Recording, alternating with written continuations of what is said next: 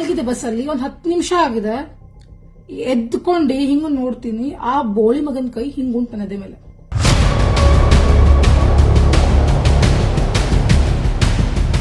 ನಮಸ್ಕಾರ ವೀಕ್ಷಕರೇ, ಸಪ್ತಶ್ವ ಚಾನೆಲ್ಗೆ ಸ್ವಾಗತ.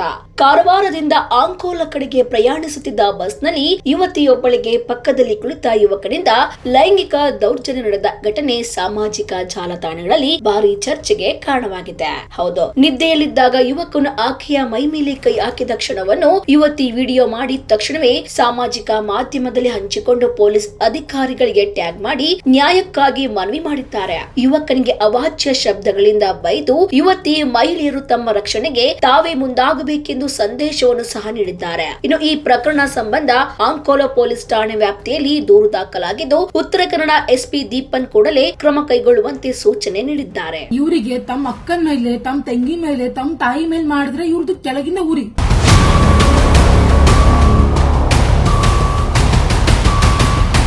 ಇದೇ ಫಸ್ಟ್ ಅಂಡ್ ಲಾಸ್ಟ್ ಮತ್ತೆ ಮಾಡಿದ್ರೆ ಗೊತ್ತಾಯ್ತು. ಮತ್ತೆ ಮಾಡಿದ್ರೆ ಮುಖ ತೋರಿಸಿ. ಆ ಬಸ್ಸಿನ ಟೈಮಿಂಗ್ 4 ಗಂಟೆ ಇತ್ತು. ನನ್ ಜೊತೆ ನನ್ನ ತಮ್ಮ ಕೂಡ ಇದ್ದ. ಅವನಿಗೆ ವಿಂಡೋ ಸೀಟ್ ಬೇಕಂತ ಹೇಳ್ದ. ಅದಕ್ಕೆ ವಿಂಡೋ ಸೀಟ್ ಬಿಟ್ಕೊಟ್ಟೆ. 3 ಸೀಟ್ ಇತ್ತು. ಫಸ್ಟ್ ವಿಂಡೋ ಸೀಟ್ ಅಲ್ಲಿ ತಮ್ಮ ಕೂತ್ಕೊಂಡಿದ್ದ, ಮಿಡಲ್ ನಾ ಕೂತಿದ್ದೆ, ಈ ಕಡೆ ಸೀಟ್ ಖಾಲಿ ಇತ್ತು. ಸಂಜೆ 4 ಗಂಟೆ ಸುಮಾರು ಎಲ್ಲರೂ ಆಫೀಸ್ ಇರ್ಲಿ, ಸ್ಕೂಲ್ ಇರ್ಲಿ, ಎಲ್ಲರೂ ಮನೆಗೆ ಹೋಗ್ತಾರೆ. ಸೊ ಈ ಕಡೆ ಸೀಟ್ ಖಾಲಿ ಇತ್ತು ನಂದು.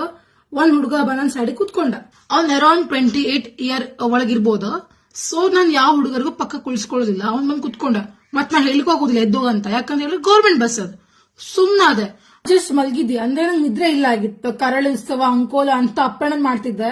ಸೊ ನಿದ್ರೆ ನಂಗೆ ಇಲ್ಲ ಆಗಿತ್ತು. ಮಲ್ಗಿದೆ ಬಸ್ಸಲ್ಲಿ. ಒಂದ್ 10 ನಿಮಿಷ ಆಗಿದೆ. ಎದ್ಕೊಂಡು ಹಿಂಗ ನೋಡ್ತೀನಿ, ಆ ಬೋಳಿ ಮಗನ ಕೈ ಹಿಂಗುಂಟು ನದಿ ಮೇಲೆ. ನಂಗೆ ನೋಡ್ ಶಾಕ್.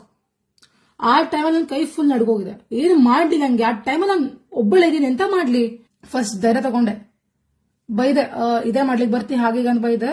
ಅಷ್ಟು ಬೈದ್ರು ಕೂಡ ಆ ಬೋಳಿ ಮಗ ಅಲ್ಲಿ ಎದ್ದು ಹೋಗ್ಲಿಲ್ಲ.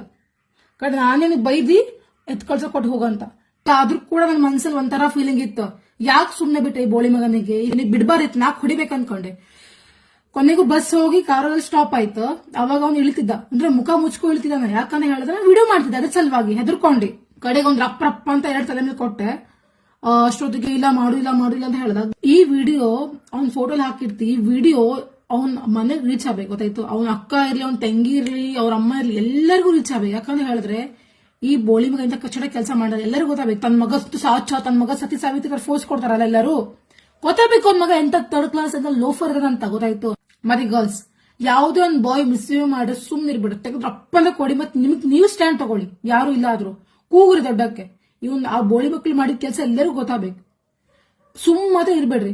ಯಾಕಂತ ಹೇಳಿದ್ರೆ ಇವರಿಗೆ ತಮ್ಮ ಅಕ್ಕನ ಮೇಲೆ, ತಮ್ಮ ತಂಗಿ ಮೇಲೆ, ತಮ್ಮ ತಾಯಿ ಮೇಲೆ ಮಾಡಿದ್ರೆ ಇವ್ರದ್ದು ಕೆಳಗಿಂದ ಊರಿ. ಅದೇ ಇವ್ರು ಬೇರೆ ಹೆಣ್ಮಕ್ಳು ಮಾಡಿದ್ರೆ ಮಜಾ. ಬಾಕಿ ಮನೆ ಹೆಣ್ಮಕ್ಳು ಮಜಾ ಇವರಿಗೆ ಅಲ್ಲ. ಗೊತ್ತಾಗಬೇಕು. ಈ ವಿಡಿಯೋ ಎಲ್ಲರಿಗೂ ಶೇರ್ ಮಾಡಿ. ಅವ್ನು ಮುಸುಡಿ ಎಲ್ಲರಿಗೂ ಗೊತ್ತಾಗಬೇಕು ಇಂತ ಕಚ್ಚಡ ಲೋಫರ್ ಇದಾನಂತ ಇವನು.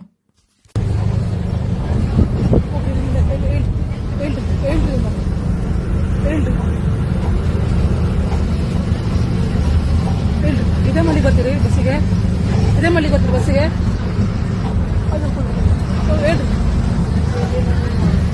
ಹೇಳ್ರಿ ಇಲ್ಲ ಮತ್ತೆ ನೋಡಿದ್ರಲ್ಲ ವೀಕ್ಷಕರೇ, ಇದೇ ರೀತಿಯ ಇನ್ನಷ್ಟು ಹೊಸ ವಿಡಿಯೋಗಳಿಗಾಗಿ ನಮ್ಮ ಸಪ್ತಶ್ವ ಟಿವಿ ಕನ್ನಡ ಚಾನೆಲ್ನ ಸಬ್ಸ್ಕ್ರೈಬ್ ಮಾಡಿ, ಲೈಕ್ ಮಾಡಿ, ಶೇರ್ ಮಾಡಿ. ಧನ್ಯವಾದಗಳು.